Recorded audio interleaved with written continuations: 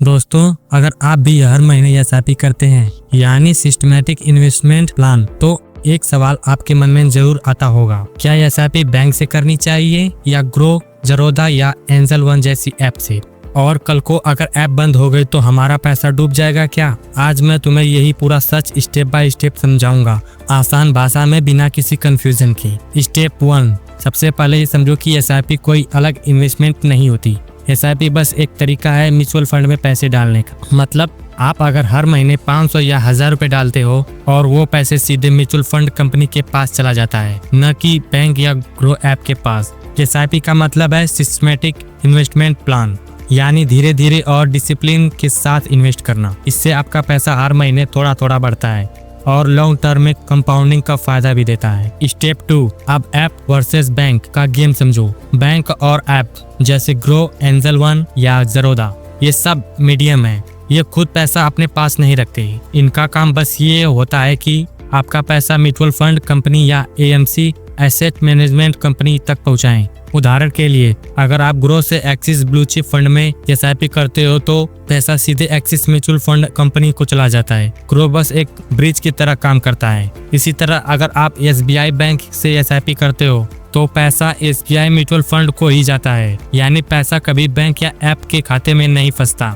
वो हमेशा AMC mutual fund company के पास चला जाता है, जहां आपका इन्वेस्टमेंट ऑफिशियली रजिस्टर होता है। स्टेप 3, अब सबसे बड़ा सवाल, अगर कल को ग्रो या एंजल वन बंद हो गई तो क्या हमारी सारी एसआईपी खत्म हो जाएंगी? नहीं, क्योंकि आपका सारा इन्वेस्टमेंट डाटा CAMS या केफिनटेक जैसी रजिस्टर्ड कंपनी के पास सुरक्षित रहता है। ये कंपनी पूरे म्यूचुअल फंड इंडस्ट्री का रिकॉर्ड रखती है। मतलब चाहे ग्रो बंद हो जाए या ऐप इंस्टॉल कर दो, आपका इन्वेस्टमेंट फिर भी सुरक्षित रहेगा। आप चाहो तो दूसरी ऐप या एएमसी की ऑफिशियल वेबसाइट से आप अपनी एसआईपी को एक्सेस कर सकते हो। आपका पैन नंबर और ईमेल आईडी ही आपकी इन्वेस्टमेंट आइडेंटिटी होती है, ऐप नहीं। स्टेप 4, अब सेफ्टी का रियल कंपैरिजन समझो। अब बात करते हैं असली तुलना की। आखिर बैंक और ऐप में फर्क क्या है? दोनों ही SEBI security and exchange board of India से रजिस्टर हैं, यानी दोनों 100% लीगल और रेगुलेटेड प्लेटफॉर्म हैं। बैंक भी म्यूचुअल फंड बेचने के लिए SEBI से अप्रूवल लेता है और ग्रो या एंजल वन जैसी ऐप भी। इसलिए सेफ्टी के मामले में दोनों बराबर हैं। अब फर्क आता है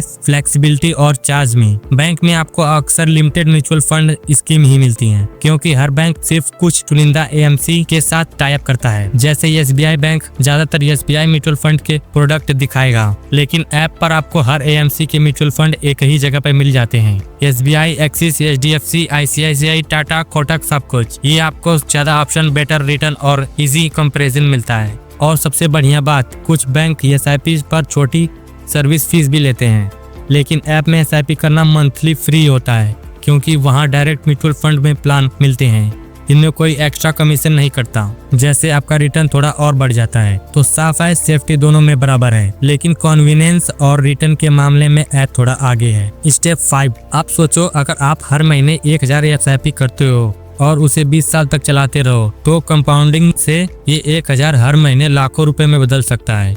ऐसे में फर्क ये नहीं पड़ता कि एसआईपी ऐप से कर रहे हो या बैंक से। फर्क पड़ता है कि आप रेगुलर और कंसिस्टेंट रहो। लेकिन ऐप का फायदा ये है कि वहाँ सब कुछ ट्रांसपेरेंट दिखता है। आपको हर फंड का रिटर्न ग्राफ और परफॉर्मेंस इंस्टेंटली दिख जाता है। वहीं बैंक में ये चीजें उतनी आसान नहीं होती। Step 6, final advice. अगर आप एसआईपी शुरू करना चाहते हैं और सेफ भी रहना चाहते हैं, तो ऐप हो या बैंक कोई फर्क नहीं पड़ता। बस ध्यान रखो ये 3 बातें, ऐप या बैंक SEBI रजिस्टर्ड हो। एसआईपी हमेशा म्यूचुअल फंड प्लान में करो। हर ट्रांजैक्शन की ईमेल आईडी या स्टेटमेंट जरूर चेक करते रहो। ऐसा करने से आपका पैसा हमेशा एएमसी के पास सुरक्षित रहेगा और आपको हर वक्त इन्वेस्टमेंट का कंट्रोल मिलेगा। तो अब आपको कोई बोले कि ग्रो बंद हो गई तो पैसा डूब जाएगा, तो कॉन्फिडेंटली कह देना एसआईपी में पैसा ऐप में नहीं म्यूचुअल फंड कंपनी में होता है। अगर वीडियो ने थोड़ा भी कंफ्यूजन दूर किया तो एक लाइक ठोको और फाइनेंस कवरेज चैनल को सब्सक्राइब करना मत भूलना, क्योंकि यहाँ मिलता है स्मार्ट फाइनेंस टिप सिंपल भाषा में। धन्यवाद।